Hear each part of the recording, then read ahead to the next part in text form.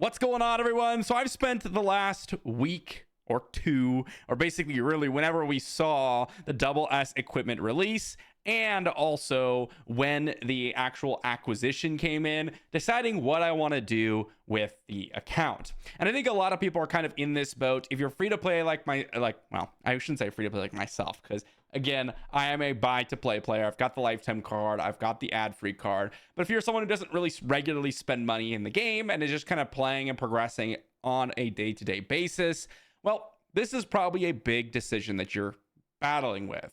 With the double S equipment reveal and actually introduction into the game, the three decisions that I've had laid before me are: one, do I continue with the Whisperer plan, ignore the double S equipment, invest my resources into the current plan that I have going? Two, do I stay with the Whisperer but go and upgrade the Whisperer to its double S variant and then try to take advantage out of that, which might be a reasonable option. So keep my Whisperer, keep my same build, but actually go for the Gale Elris, I think that's how you pronounce it, and invest my resources from the martial arts tournament into actually acquiring this, which so far has been pretty mediocre in terms of the testing that's been done on the Gale Ares. The rage reduction that they have introduced in the actual upgrade to the double S equipment, and then the actual arcana effect of the double S equipment, the randomly gaining shield break, weakness, poison, shrink, or vulnerability, just isn't really all that impactful. Or a third decision, which is swap to another weapon that has a double S equipment variant. So my decision ended up being, I'm going to be swapping to a double S equipment variant. That was my decision. The follow-up question after that is, what double S equipment, right? The double S equipment is incredibly powerful. The bonus stat that you get from the Arcana, but also all the upgrades you get from your legendary epic effects and the bonus stats that you can acquire on the double S equipment is just massive. It is too powerful to ignore. But like I said, we've got multiple different options. Realistically, it came down to two.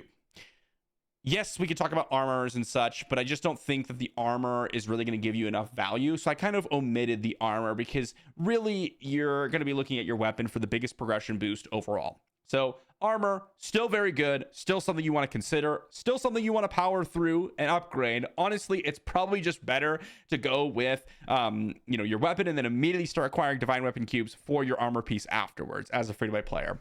But the question was, if I'm not going Whisper, I have 4 weapons. And the 2 that I had to decide between were Nashir's Scepter and Ailurin's Sword. And that is the Skysplitter and the Reaper's Staff. Why not the Blade of Justice?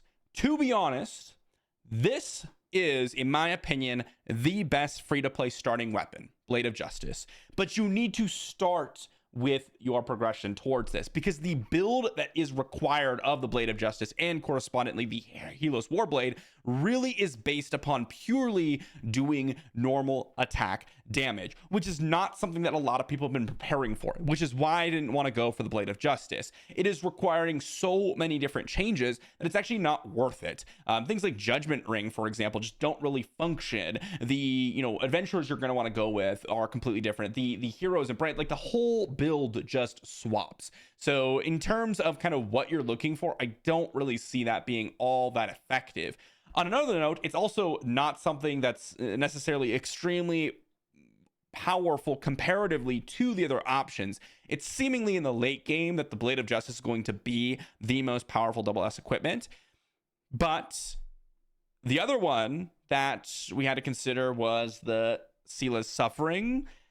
Not something that I've seen be all that powerful so far. The kind of fact that you have to sit in place, take damage, and then reflect that just hasn't been all that powerful so far. So then it came down to, okay, if Helios Warblade is not viable because of the mass change that we have to do if you are already a Whisperer user or someone that's using a skill-based build, and the Sela's Suffering is something that, it's really not that strong for you hammer users out there, and you want a double S equipment variant, well, that leaves you with Skysplitter or Reaper's Staff. And While Nashir's Scepter is incredibly powerful and has been amazing so far, the Skysplitter has just been overall a massive progression boost for PvE content and just dishes out so much damage while also having a similar skill-based build that most people have been recommended for the beginning of the game. Let's say you are someone in my spot. Obviously, if you have the Skysplitter, you're just going to go Aileron Sword. Great. If you are someone that's using a hammer or whatever, you got a different build. But if you're using a skill-based build, period, Angel Bow, Nomad Bow, Whisperer, even Reaper Staff, to be honest, I would still recommend swapping over to the Skysplitter. The changes are pretty similar. A lot of these builds are already running a combo-based build where you're trying to run Diego and upgrading him already. Diego, great. I already want him with my new build. If I'm looking at my items, none of my items are going to change. Just my weapon. Great. No changes needed there. What about my heroes and brands? Well, I want to run Knight of the End, and my Spring Orchid was going to change to the Ghost Princess at eventually, or the Cry Baby, etc. That type of the Ghost Doll, the Ghost Legacy. Great. I'm going to keep that in anyways. So the only real change I need to make is my brands. I already have the Wild Vulture, which I'm going to keep.